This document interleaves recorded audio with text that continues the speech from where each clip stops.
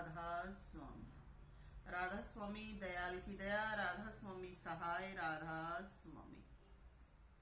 सभी सत्संग प्रेमियों को, भगवत प्रेमियों को मालिक का प्यार, आशीर्वाद और अच्छी दुआएं।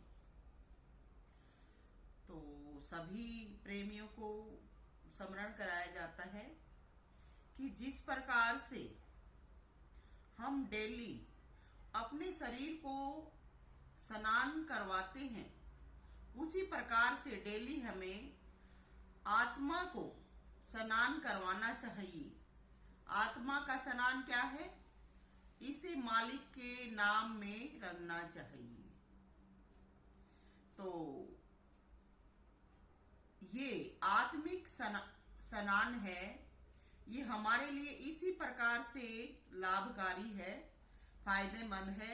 जैसे हम डेली अच्छा भोजन करते हैं, अच्छे पानी से स्नान करते हैं और कहीं भी सैर सपाटा करके खुश होते हैं, तो हमें हर रोज मालिक का ध्यान करना चाहिए, उनका सुमरन जिक्र करना चाहिए।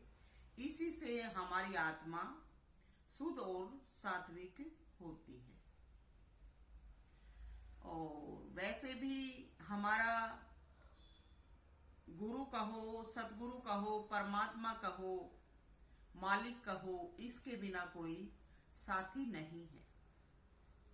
हमारे जो समाज में सामाजिक प्राणी हैं, प्राय कह देते हैं कि हम अपने माता पिता को ही भगवान मानते हैं। मैं कहती हूँ कि ये तो बहुत ही अच्छी बात है। सब में ये गुण होना भी चाहिए कि अपने माता पिता को भगवान की तुल्य मानना चाहिए, उनकी सेवा शुश्रूषा करनी चाहिए, उनको दुख कष्ट कभी नहीं देना। तो ये हमारे जीवन का ध्येय भी होना चाहिए कि जब तक हमें माता पिता मिले हैं, हमें उनकी सेवा करनी चाहिए। लेकिन माता पिता हमारे माता पिता हैं। इस संसार में जब हमें धरा पर लाया गया है, तो मालिक तो एक है, वो किस किस का माता पिता बनकर बैठेगा। इसीलिए मालिक ने हमारे लिए दुनिया में जीने के लिए हम जिनको माता पिता कहते हैं, वो हस्तियां कहो, ताकत कहो, देवता कहो, हमारे लिए भेजे गए हैं। तो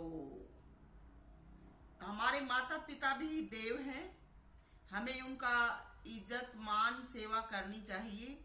लेकिन भगवान जिसको कहते हैं, परमात्मा जिसको कहते हैं, सतगुरु जिसको कहते हैं, ये चीज अलग ही है। ये हमें भी और हमारे माता पिता को भी चलाने वाली ताकत है, सत्ता है, शक्ति है। इसी से हमारा जीवन, हमारे माता पिता का जीवन, जो भी कुछ देख रहे हैं, ये सतगुरु की ताकत से, दया से चल रहा है। जब भी हमें कोई दुख तकलीफ होता है, हमारे जो माता पिता हैं वो हमारी शारीरिक जरूरतें पूरी कर देते हैं। लेकिन हमें जब भी कोई कष्ट, दुख, दर्द होता है तो वो उसको दूर नहीं कर सकते। इसको तो हमारे भगवान ही, हमारे सतगुरु ही दूर करते हैं। तो मैं सविता राधा स्वामी कहती हूँ कि हमें सबसे पहले अपने मालिक का, दूसरे नंबर पर हमारे गुरुजनों का और तीसरे नंबर पर हमारे माता पिता का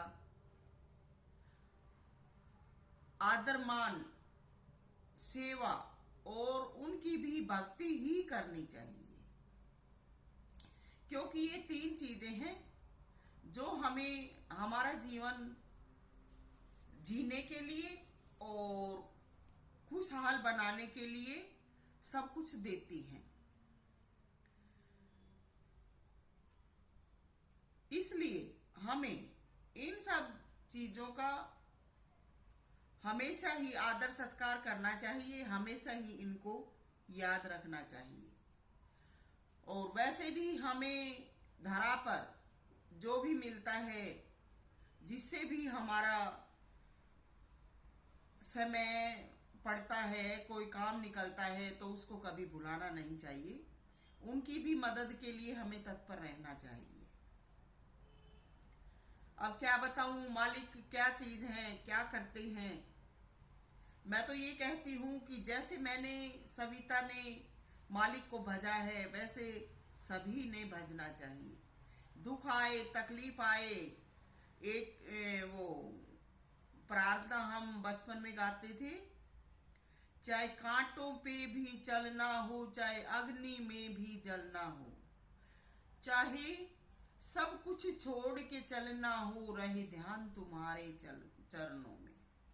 मिलता है सच्चा सुख केवल, हे सतगुरु तेरे चरणों में। तो कैसा भी वक्त आता है, हमें मालिक को हमेशा याद रखना चाहिए।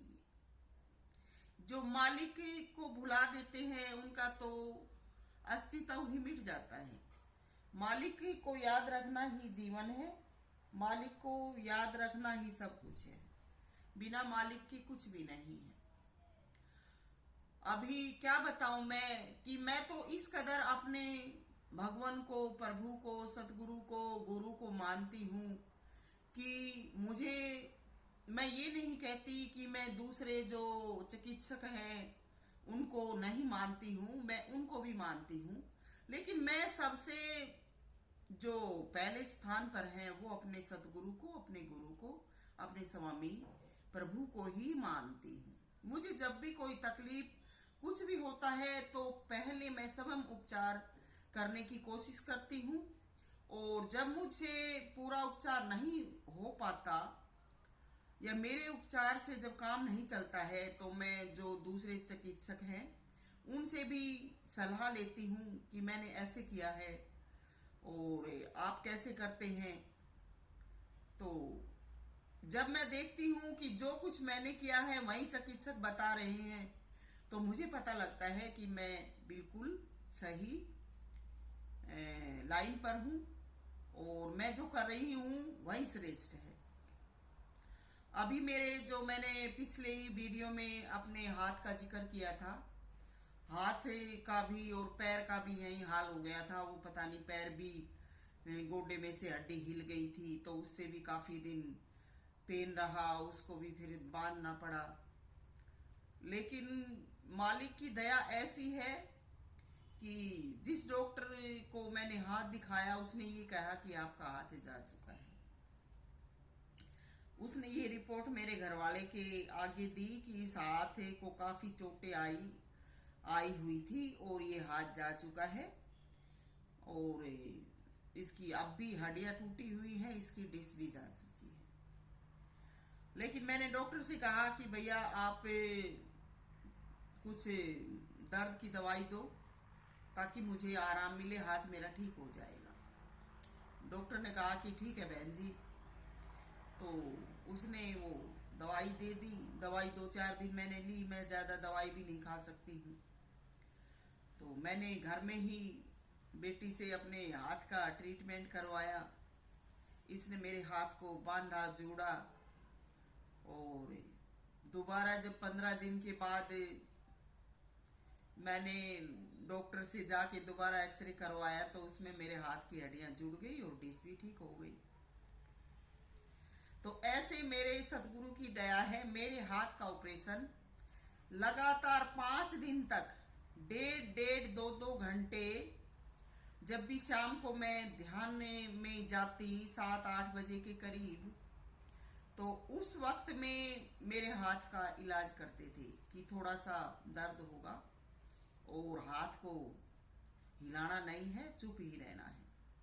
5 दिन तक लगातार 1.5 घंटे का ऑपरेशन ही बोलूंगी मैं, मालिक ने मेरे हाथ का किया, और 15 दिन की रिपोर्ट में मेरा हाथ बिल्कुल सही हो गया।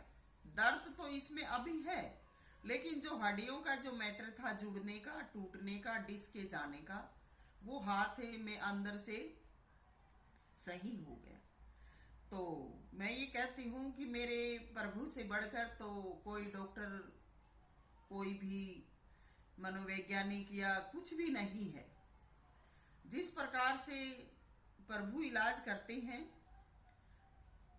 वैसा इलाज हमें मालिक को खुश करके करवाना चाहिए। तो ऐसी दया मेरे मालिक की है, स्वामी की है। आप सब भी इनको माने, इनको प्यार करें, इनकी सेवा करें। आपका भी इसी प्रकार से इलाज होगा और आप भी खुशहाल होंगे। सभी को राधा स्वामी।